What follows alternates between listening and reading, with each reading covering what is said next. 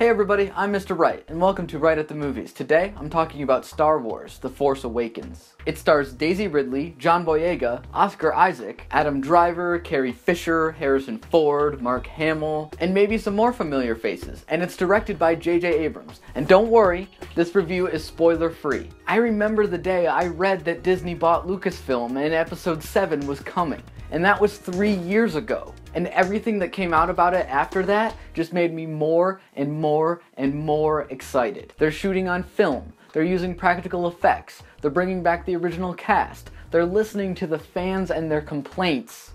And they're bringing a fun director to bring new life into it. That's a win, win, win, win, win. J.J. Abrams was the perfect choice to bring back Star Wars. And I'm so happy. Because it's been hard as a Star Wars fan lately.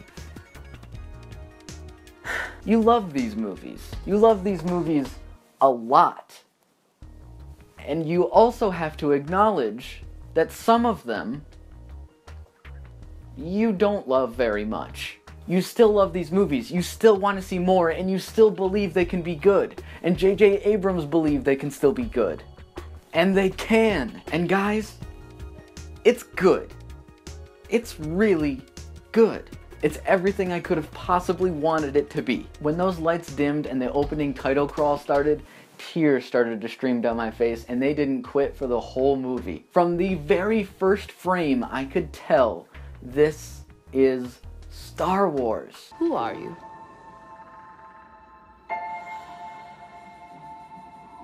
I'm no one.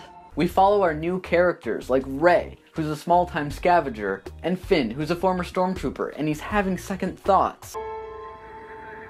I was raised to do one thing, but I've got nothing to fight for. I almost immediately loved all these new characters, and they all have such rich personalities and backstories. They have quirks, they have these character tendencies, and they feel like real people that I want to see more of. Like I always say, if you're gonna pass on the torch, make the new character interesting and relevant. And these characters definitely are. And when they finally meet up, they have amazing chemistry, and you love to just watch them run around and explore this world. Much like Luke in the original movie, we need a character to run around and experience it with us. We need a character who needs to be reacquainted with the world, what's new with it, what's old with it, and what everything means. And that's where Rey shines. She's an amazing character, and seeing this world through her eyes is beautifully done. That when these new characters meet up with some of our old favorites like Han Solo, Princess Leia, and C-3PO, it hit me so deeply. Square in the childhood. There are stories about what happened. It's true. All of it. And everybody's just where we left them.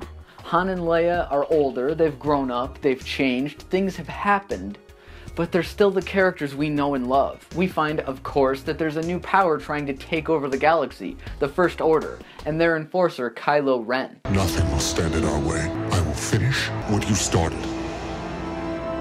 We've seen him in the trailers. He's the new bad guy with that really cool cross-blade lightsaber thing that everybody was going on and on about. He's got the dark cloak, he's got the red lightsaber, and he's got this weird Darth Vader obsession, and I'm happy to say, not only do we have a great new cast, not only do we have a great returning cast, we also now have a great new villain. This guy's interesting, this guy's scary, this guy has his own backstory that I want to know more about. This guy isn't just an excuse to have a cool lightsaber fight.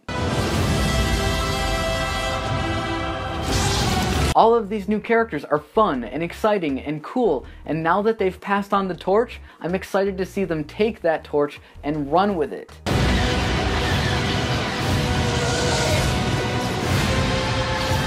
There's no pointless CGI aliens and poop jokes. There's no 20-minute scenes of Senate negotiations and taxes. This is Star Wars. And it feels like Star Wars. There's dogfights, there's chase scenes, there's lightsaber battles, and there's long scenes of two people just squinting and holding their hands at each other.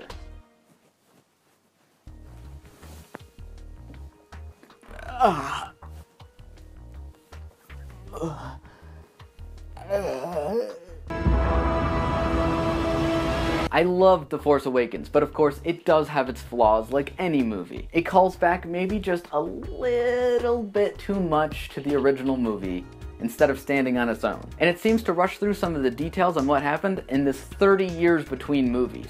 I still think it's a near perfect Star Wars movie, and not only that, it's a really, really amazing movie in general. I've seen it 2 more times since then, and I tried so hard to find flaws with it. I was a little too forgiving to movies like Avengers 2 or Interstellar, because sitting in the theater, you just let the movie wash over you, and it's an experience.